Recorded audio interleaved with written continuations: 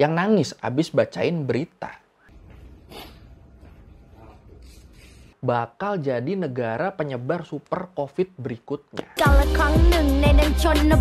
Makin kesini makin banyak yang nanya ke gue tentang situasi pandemi di negara-negara lain. Kayak, Bang, penanganan pandemi di Myanmar gimana? Bang, penanganan pandemi di Thailand gimana? Ya, pada butuh perbandingan kali ya. Ini yang ancur-ancuran di kita doang, apa kita ada temennya? Yaudah kalau gitu langsung aja kita bahas penanganan pandemi COVID di negara-negara di Asia Tenggara. Di Learning by Googling. Ini sambil gue bahas, kalau lu mau ngasih pendapat lu, mungkin lu lihat perbedaannya atau persamaannya dengan di Indonesia, bisa langsung lu tulis di komen ya. Oke, langsung aja kita mulai dari yang pertama. Udah lama nih kita nggak bahas update di Myanmar. Negara yang sempat ramai abis kudeta militer di Februari 2021 kemarin. Nah, kita sama-sama tahu lah, abis kudeta itu demo langsung meledak di mana-mana. Korban jiwa juga banyak berjatuhan. Dan konflik-konflik antara militer sama masyarakat Myanmar ini ternyata juga ngancurin sistem penanganan kesehatan di sana. Nah kan? Ya gimana nggak hancur? Dokter yang pro rakyat, yang pro gerakan demokrasi, semuanya ditangkep-tangkepin. Kalaupun nggak ditangkep, mereka pada sembunyi. Terus dokter-dokter yang tersedia di rumah sakit militer itu pada nggak dipercaya sama rakyat. Orang-orang pada nggak mau dirawat dan divaksin di rumah sakit umum atau rumah sakit militer. Lah, terus kalau ada yang positif gimana? Ya udah, kalau menurut The Asian Times, mereka banyak yang nyari perawatan sendiri. Sampai tabung-tabung oksigen itu mereka nyari sendiri. Nggak mau mereka ngambil dari rumah sakit. Gila.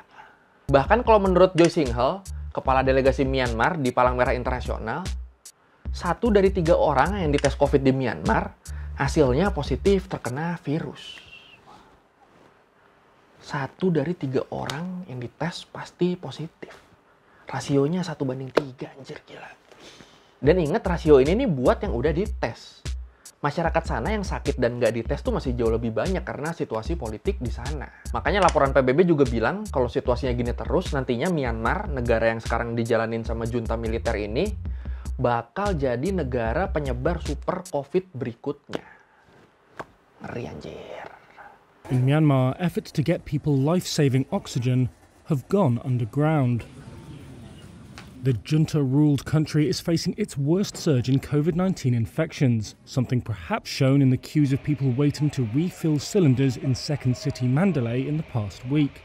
Kalau kita lihat grafik ini di tanggal 25 Juli, pas gue bikin video ini, itu kasus harian positif di sana itu nyampe 4.998. Cuma kurang 2 biar jadi goceng. Terus yang udah full divaksin pun angkanya rendah banget.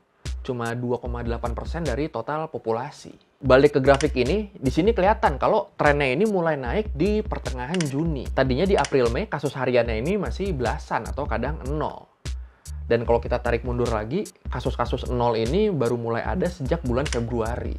Sejak kudeta dimulai. Sebelumnya, di bulan-bulan sebelumnya, grafiknya ini lumayan tinggi, terus tiba-tiba di Februari jadi turun, sampai akhirnya jadi banyak yang 0. Jadi kemungkinan ini bukan angka positif yang turun, tapi angka orang yang ditesnya yang turun. Karena waktu itu fokus orangnya semua lagi ke kudeta kan.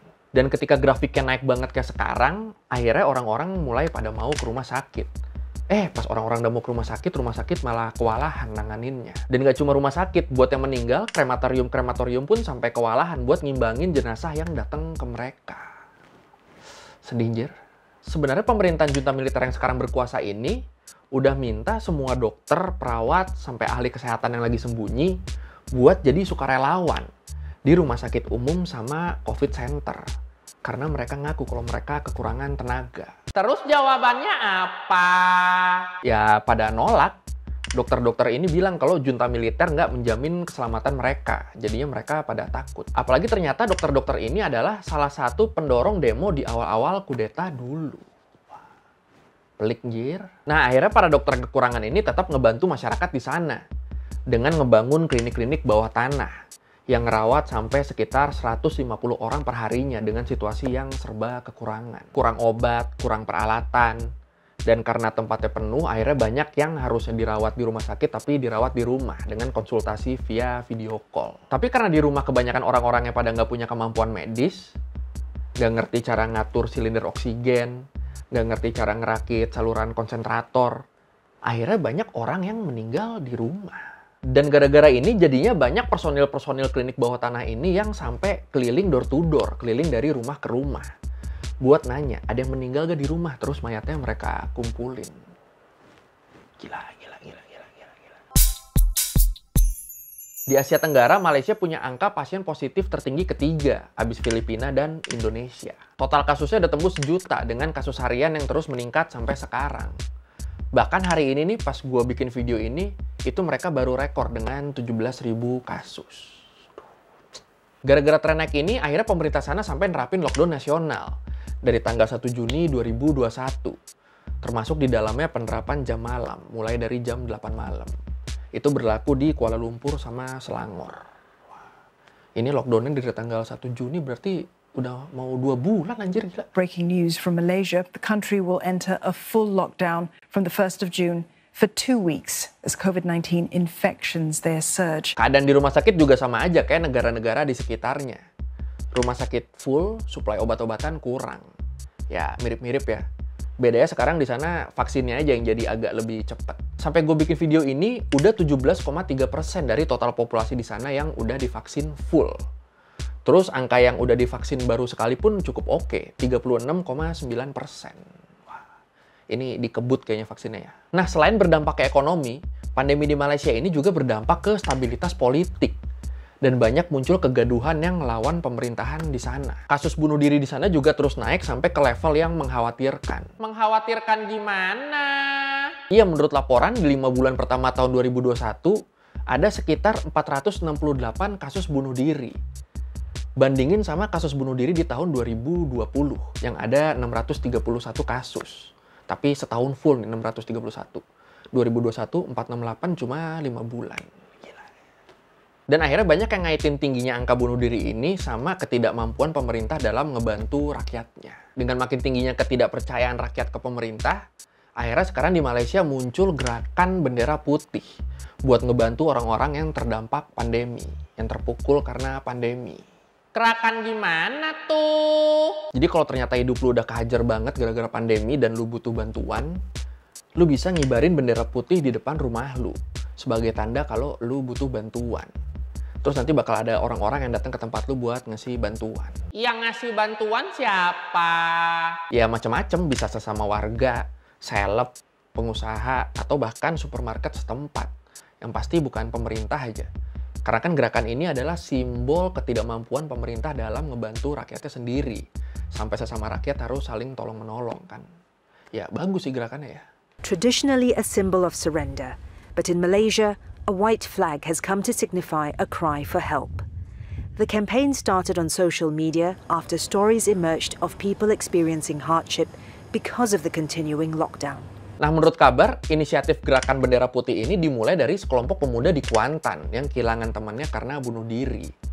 Bunuh diri akibat kesulitan keuangan yang parah. Dari situ mereka post ide gerakan ini ke Facebook, viral, terus ya udah banyak yang ikutan kayak sekarang.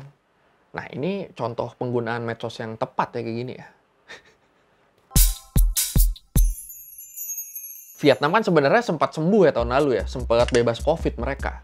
Tapi akhirnya mereka kolaps lagi di gelombang pandemi yang sekarang, gara-gara gelombang Delta yang sekarang. Dr. Tran Van Phuc, salah satu dokter di Vietnam, sampai bilang, Vietnam secara resmi kembali memasuki masa pandemi. Yang udah free aja bisa sampai kena lagi anjir ya.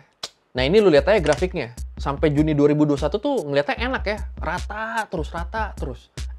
Tiba-tiba naik. Akhirnya buat ngatasin masalah ini ya mau nggak mau, apalagi lockdown. Hanoi, ibu kotanya, di lockdown total selama 15 hari sampai 7 Agustus. Tempat makan, salon, gym dilarang buka. Perjalanan antar kota pakai kendaraan umum, semuanya dilarang.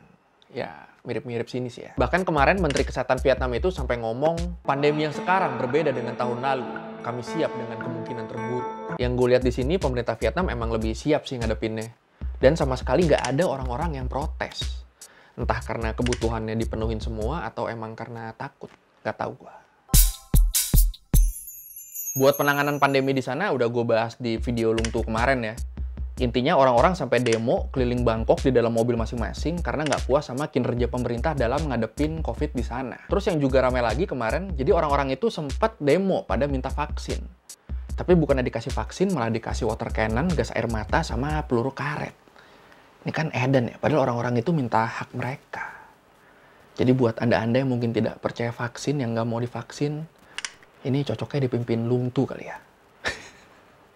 Terus abis itu rame lagi karena ada sekitar 20 artis yang dipanggil polisi karena speak up masalah perkopitan di sana. Yang paling rame pas Milly dipanggil sih, sampai ada hashtagnya kan, hashtag Save Milly. Emang dia siapa? Milly ini rapper cewek, umur 19 tahun tapi udah jadi rapper papan atas di Thailand. Namanya mulai naik pas ikut kompetisi The Rapper tahun 2019. Masih 17 tahun berarti waktu itu umurnya. Keren.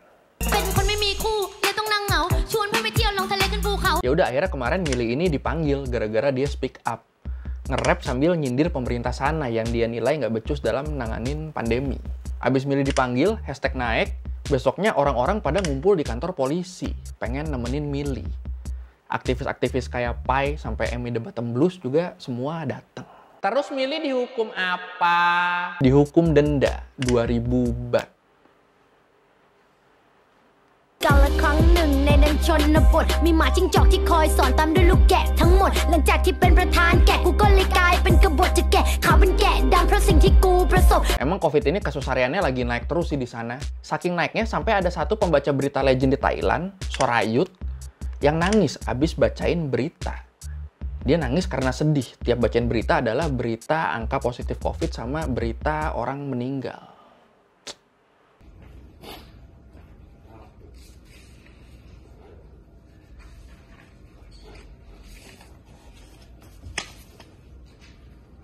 Terus ada satu TV host terkenal juga, Nawat Itzara Kraisan, yang diusir dari rumah sakit, padahal waktu itu dia lagi positif. Kok bisa? Iya, jadi dia waktu di rumah sakit sempat speak up masalah penanganan pandemi di Thailand yang berantakan. Ternyata dokter yang ngurus dia itu dokter yang pro pemerintah. Langsung diusir dia abis itu sama dokternya. Abis itu dia curhat di sosmed, nangis-nangis, viral, akhirnya dokter yang ngusir dia ini dipecat. Tapi kan ini gara-gara viral ya. Kita nggak tahu kalau nggak viral ini dokter bakal tetap dipecat apa enggak. Ngeri kan, gila. ขอโทษนะ กูยังต้องเยี่ยวอยู่กับที่อ่ะ มึงเป็นหมอเฮงซวยแบบไหน ฮะ มึงจะทำอย่างนี้กับกูอยู่อีบ้ามันโทรมาบอกให้ไปวันนี้ ถามมันว่าจะไปยังไง Ya udah, itu kondisi negara-negara tetangga kita dalam menghadapi pandemi ya. Gimana kalau menurut lu? Mirip-mirip di sini? Apa lebih parah atau masih mending kita? Boleh komen dulu. Kalau menurut gua di kita di Indonesia ini nih sekarang penanganan pandemi ini jadi kacau karena dua faktor sih. Pertama, pemerintah yang emang nggak siap. Kedua, banyak orang yang nggak mau baca data tapi sotoy. Contoh, kemarin teman gue cerita, dia lagi naik ojol. Terus ojolnya ini ngomong ke teman gua. Dia bilang, di Inggris aja pada lepas masker dalam stadion penuh, kok di kita jadi gini banget ya?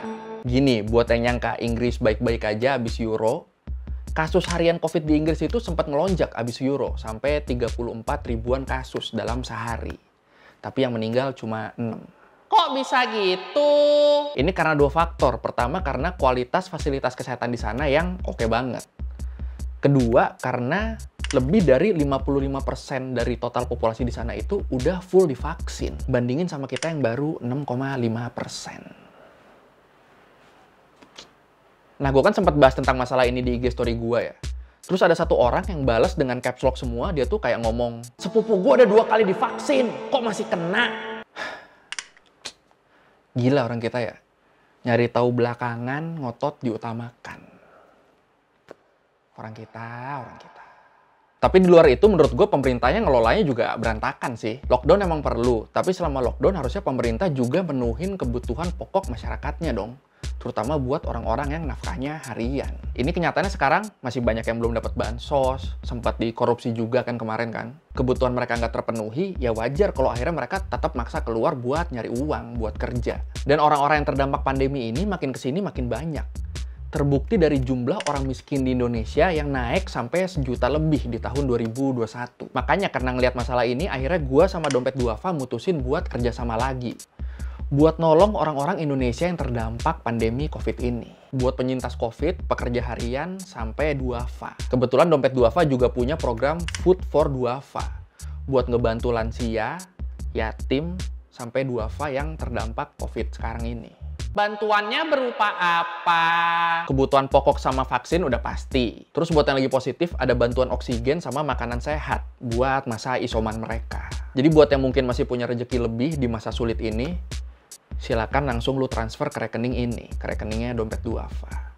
Jumlahnya nggak penting berapa, karena gue yakin berapapun yang lu sumbang itu bakal berguna buat orang-orang yang nantinya nerima bantuan ini. Oke, sekian learning by googling kali ini tentang penanganan pandemi di negara-negara di Asia Tenggara. Ya, semoga pandemi ini cepat berlalu ya. Karena jujur aja di 2021 ini gue udah kehilangan banyak orang dibanding seumur hidup gue.